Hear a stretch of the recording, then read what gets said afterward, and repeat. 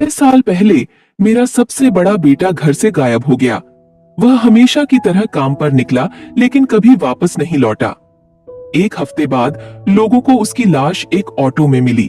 वो सिर्फ 40 साल का था। उसके साथ मेरा एक हिस्सा मर गया, लेकिन जिम्मेदारियों के बोझ ने मुझे सही से दुख मनाने का समय भी नहीं दिया। अगले ही दिन मैं सड़क पर था, अपना ऑटो चला रहा था, लेकिन 2 साल बाद दुख ने फिर से मेरा दरवाजा खटखटाया। मैंने अपने दूसरे बेटे को भी खो दिया। गाड़ी चलाते समय मुझे एक कॉल आई। आपके बेटे की लाश प्लेटफॉर्म नंबर 4 पर मिली है। उसने आत्महत्या कर ली है। मेरी बहू और उनके 4 बच्चों की जिम्मेदारी ने मुझे जिंदा रखा।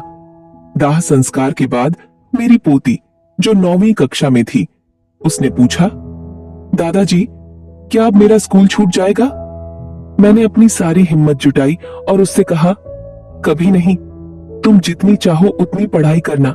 मैं पहले से ज्यादा समय तक ऑटो चलाने लगा।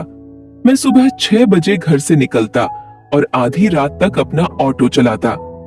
इतना करने के बाद भी मैं हर महीने बस 10,000 रुपए कमा पाता। उनके स्कूल की फीस और स्टेशनरी पर 6,000 खर्च करने के बाद मुझे 7 लोगों के परिवार को खिलाने के लिए मुश्किल से 4,000 ही बचते। अधिकांश दिनों में हमारे पास खाने के लिए मुश्किल से ही कुछ होता है। एक बार जब मेरी पत्नी बीमार हो गई तो मुझे उसकी दवाएं खरीदने के लिए घर घर जाकर भीख मांगनी पड़ी। लेकिन पिछले साल जब मेरी पोती ने मुझे बताया कि उसकी 12वीं बोर्ड में 80% अंक आए हैं, तो मुझे लगा मैं अपना ऑटो आसमान में उड़ा रहा हूँ। पूरे दिन मैंने अपने सभी कस्टमर को मुफ्त सवारी दी। पोती ने मुझसे कहा, दादाजी, मैं दिल्ली में बीएड कोर्स करना चाहती हूँ। उसे दूसरे शहर में पढ़ाना मेरी औकात से बाहर था, लेकिन मुझे किसी भी कीमत पर उसके सपने पूरे करने थे। इसलिए मैंने अपना घर बेच दिया और उसकी फीस चुकाई। फिर मैंने अपनी पत्नी, बहू और अन्य पोतों को हमारे गांव में अपने रिश्तेदारों के घर भेज दिया और मैं मुंबई में बिना छत के रहने लगा। अब 1 साल हो गया है और सही कहूं तो जिंदगी से कोई शिकायत नहीं है।